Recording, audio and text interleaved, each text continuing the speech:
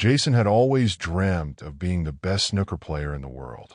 Born and raised in a small village in Africa, he would often watch snooker tournaments on television, captivated by the precision, strategy, and artistry involved in the game.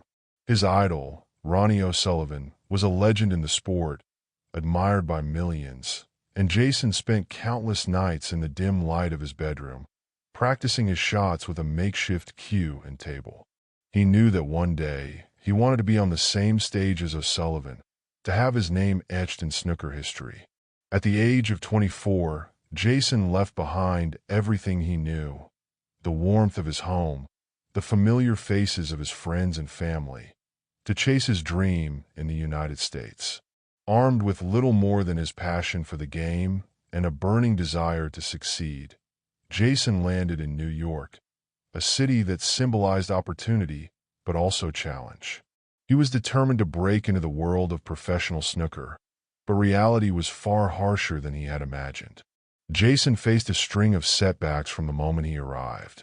Despite his exceptional skills and dedication, many snooker clubs and organizations refused to sign him.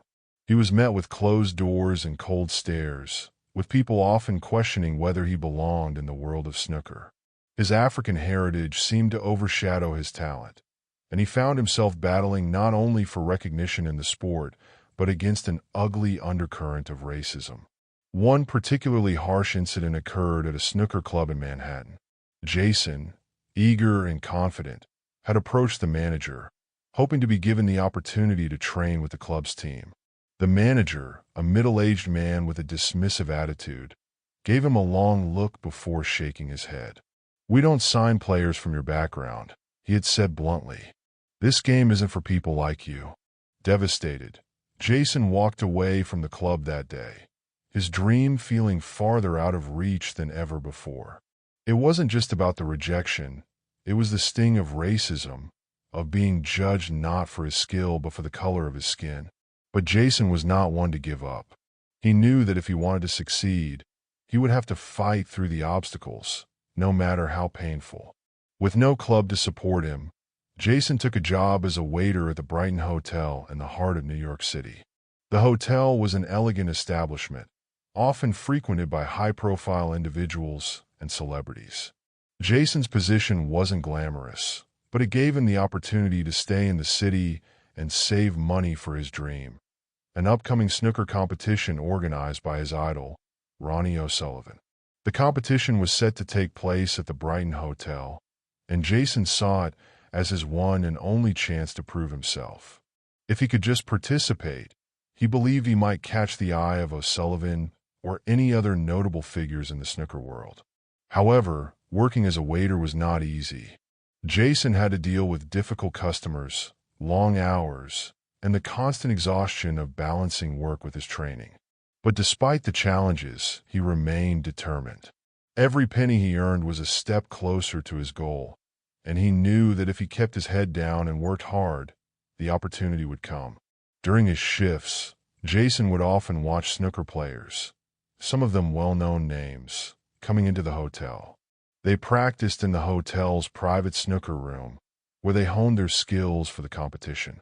Jason would serve drinks, clear tables, and watch them with envy. The sound of the balls cracking together, the click of the cue against the balls, and the calculated precision of each shot filled him with an intense desire to get in there, to practice, to show them what he could do. But he was stuck behind the scenes, unable to join them. Every evening after his shift ended, Jason would make his way to the empty snooker room. The hotel snooker table, with its rich green felt and gleaming white cue ball, called to him. Alone, in the quiet of the night, Jason would practice his shots. He would work on his break, on his positioning, and on controlling the cue ball. Every evening, without fail, he would stay until the early hours, trying to perfect his technique, knowing that time was running out. Unbeknownst to Jason, there was someone watching him. An old man, who seemed to have been there for days, stood in the shadows, quietly observing Jason's every move. He was a figure who rarely spoke to anyone, a man who moved with the grace of someone who had seen much in his time. His clothes were simple, but there was an air of quiet authority about him. Jason never noticed the man at first, but the old man saw something in Jason, a fire, a raw talent that most people would overlook. The consistency, the focus, and the attention to detail in Jason's game caught the old man's eye. He could see beyond the surface, past the exhausted waiter and the young African boy struggling to make a name for himself. He saw the future snooker champion that lay within. One evening, as Jason was wiping down a table in the hotel's dining area, the old man approached him. He had been watching him practice for weeks, and now he decided it was time to speak. "Young man," the old man said, his voice soft but firm, "I admire your consistency. Your meticulous moves on that snooker table speak volumes. I see potential in you, hidden but undeniable. You're not just playing the game, you're feeling it. I can help you." Jason froze, wiping the table, unsure whether he had heard the man correctly. For a moment, his heart skipped a beat. Was this real? Could it be possible that someone of this man's caliber had been watching him? He had long given up hope of anyone noticing his talent, especially someone as experienced as this man seemed to be. I don't know what to say," Jason stammered, his voice a mix of disbelief and excitement. Can you help me?" The old man smiled, his eyes twinkling with quiet wisdom. "Yes, I can help you. I've seen many players come and go, but there's something about you. I'm not offering this to anyone, but I think you have what it takes. Meet me tomorrow evening, after your shift. We'll begin." Jason's heart raced with excitement. For the first time since he had arrived in the United States, he felt like his dreams were truly within reach.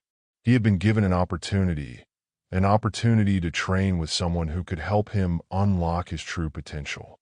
The next evening, after his shift, Jason met the old man in the hotel's private snooker room. The room was quiet and still, bathed in the soft glow of the overhead lights. The old man introduced himself as Joseph Masters, a name Jason had never heard before, though it would soon become one of the most important names in his life.